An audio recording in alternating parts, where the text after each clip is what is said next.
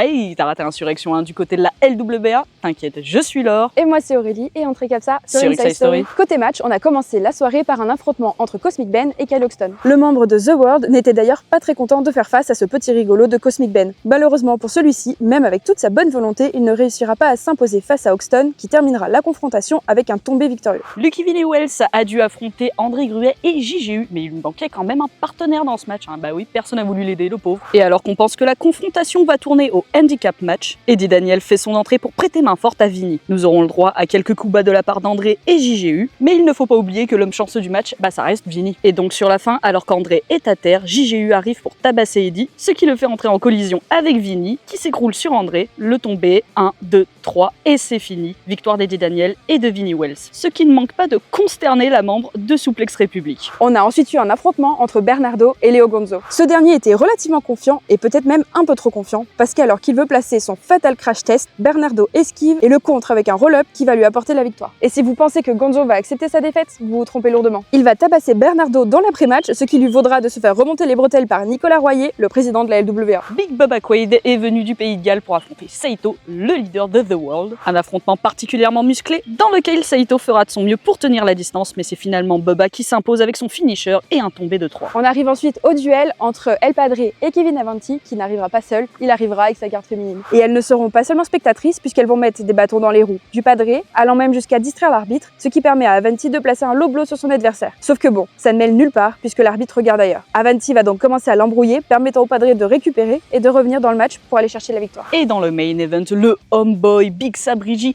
a fait face à l'immense A-Buck, alors champion de la CACC. Si le champion a plutôt fait le malin et sous-estimé son adversaire, peut-être aurait-il dû s'abstenir, puisque sur la fin, c'est Sabri qui a l'avantage, portant un angle slam qui cloue au sol A-Buck. Mais ce ne sera pas aussi simple, puisque Gonzo va faire son entrée pour déconcentrer Sabri. En effet, plus tôt dans la soirée, Gonzo avait manifesté une certaine jalousie à l'idée que Sabri fasse partie du main event et pas lui. Donc quoi de plus normal que de lui coûter le match finalement? A-Buck se relève, place un spear, puis le tomber, et ça y est, victoire du champion. Et ça n'est pas fini pour Sabri, puisqu'il va se faire découper par un crash test. Et il est clair que leur histoire n'est pas terminée, nous promettant pas mal de tension au prochain show. Et voilà, tu as tous les moments importants du show. Retrouve plus de récap et plus de contenu sur nos différents réseaux, et n'hésite pas à aller faire un tour sur les réseaux de la LWA. Et à la prochaine.